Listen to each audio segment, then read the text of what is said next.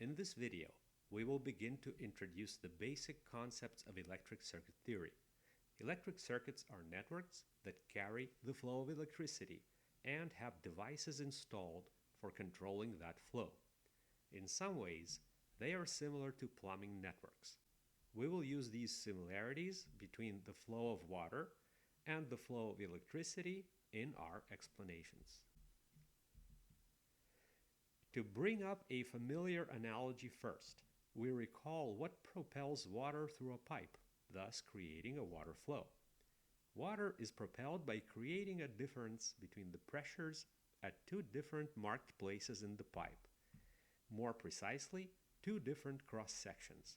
This creates a water flow constricted by the inner diameter of the pipe between the two cross sections and driven by the pressure difference.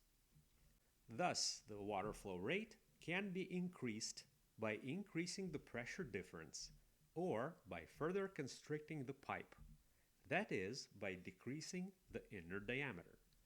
The plot illustrations shown here are only notional and are not to be relied upon for numerical correctness. This inverse proportion between the constriction of the pipe and the rate of flow leads to an insight which will have an important counterpart in electric circuit theory. A small pressure difference can result in a large rate of flow. A large pressure difference can result in a small rate of flow.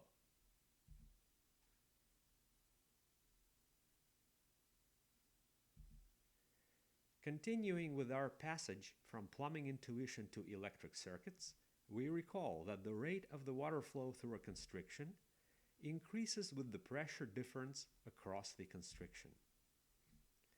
The electric equivalent of pressure is electric potential. A good analogy for potential is the height of a water tower. If two water towers of different height are connected by a pipe, then the water will flow from the higher tower to the lower one. The electric equivalent of a pipe constriction is a device called a resistor, shown schematically as a zigzag.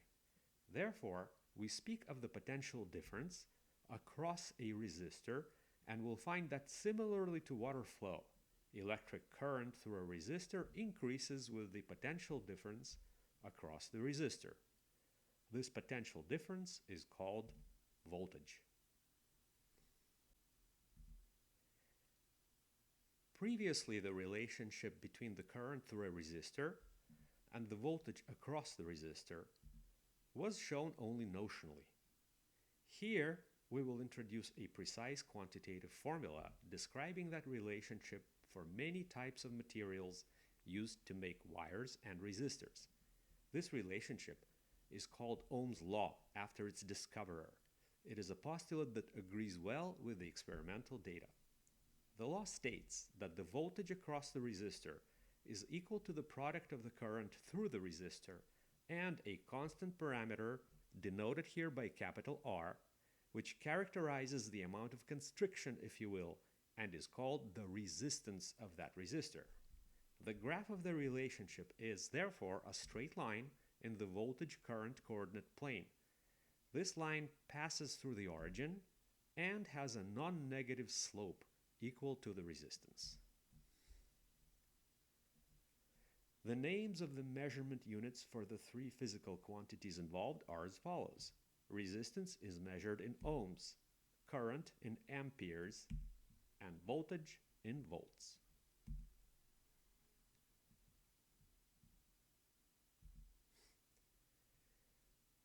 Just as the constriction in a water pipe has two places where it is joined by a pipe, so does the resistor have two places where a wire is connected to it. These places are called the terminals of the resistor. Whenever we need to refer to a terminal, it will be marked in the schematic with a small circle, as it is here. At other times, there will be no marking. We will see eventually that a resistor is only one type of a circuit element, and that there are other types. Unless said otherwise, all circuit elements will have two terminals. A resistor will be assumed idealized. That is, it will be assumed to obey Ohm's law exactly. As noted before, electrical wire will be shown schematically as a straight line or curve. Such a wire will be assumed to conduct electricity ideally, with no energy lost to various mechanical, thermal, or other interactions. We will now use Ohm's law to solve a problem. We are given a resistor with resistance R and terminals A and B, and the potentials at the two terminals of the resistor. Our goal is to find the current through the resistor. To use Ohm's law, we need to compute the voltage across the resistor as the difference between the two potentials at the terminals. For this, we have to pick which potential to subtract from the other one. Given our water tower analogy, we would prefer always to subtract the smaller potential from the larger one. This, however, is not always possible. Sometimes the potentials are not given at the outset and must themselves be computed first.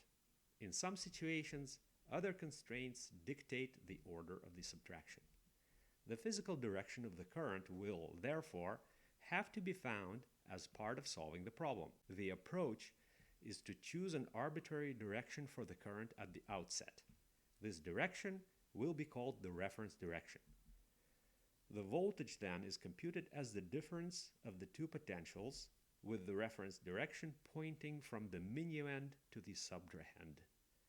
Since the resistance is never negative, we see that the physical current may either come out positive, indicating that the reference direction is the physical direction, or come out negative, indicating that the two directions are in opposition. We now have what we need to use Ohm's law for this type of problem. We have already computed the voltage in the reference direction.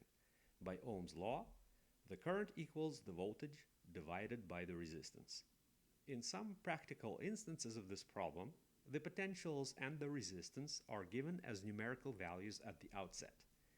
We will work out two instances, still first choosing a reference direction in each instance.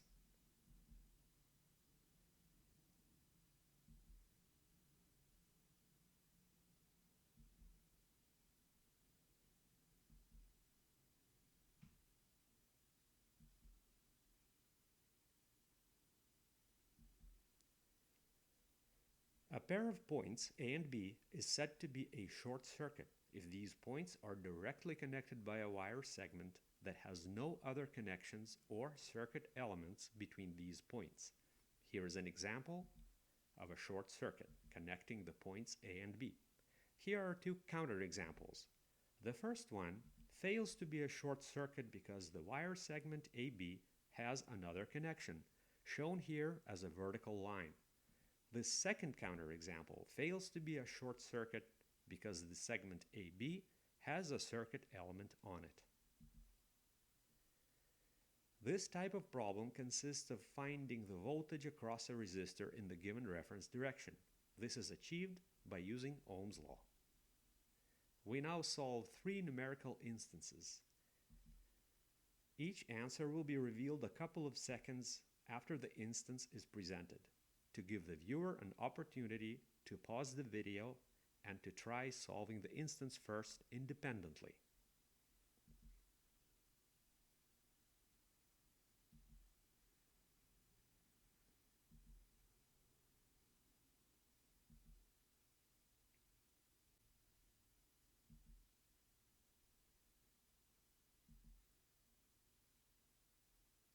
We conclude this slide by stating a consequence of Ohm's law. Resistance 0 is equivalent to a short circuit. This is illustrated by the last numerical instance solved here.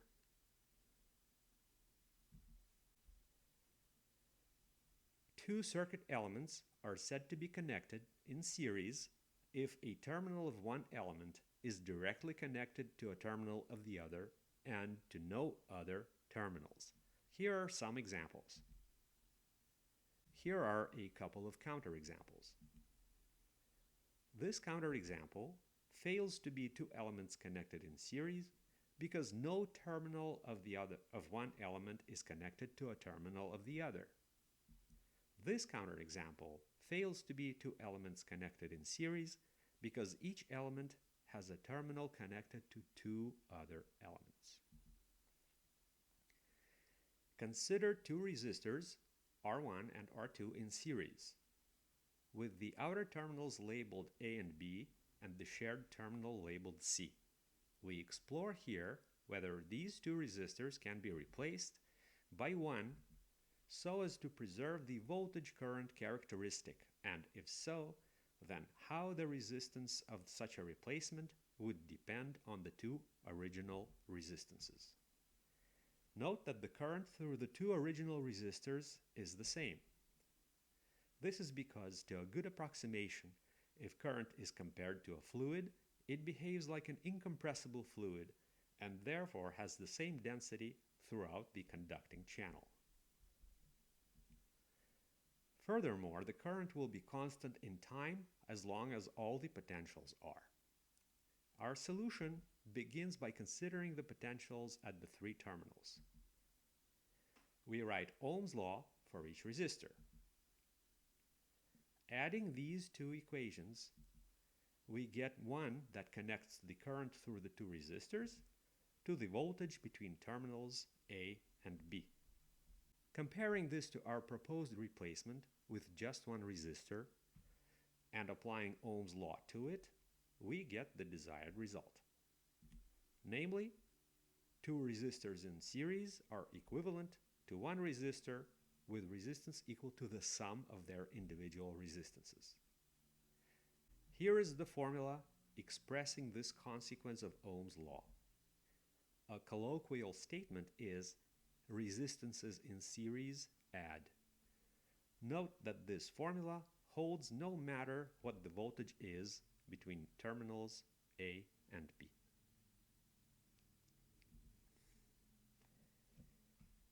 A collection of two or more circuit elements is said to be connected in series if the elements can be numbered in such a way that every two consecutive elements are in series.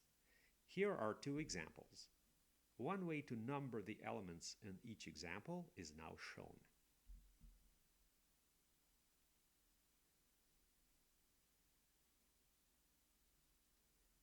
Here are some counterexamples.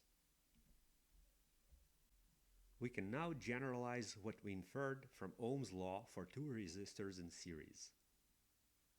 Any number of resistors in series can be replaced by one resistor and by summing the individual original resistances. To see why this is true, imagine many resistors in series. Pick any two neighboring resistors and combine them into one the way we did in the last example, summing the resistances. Keep combining neighboring pairs of resistors this way until there is only one resistor left.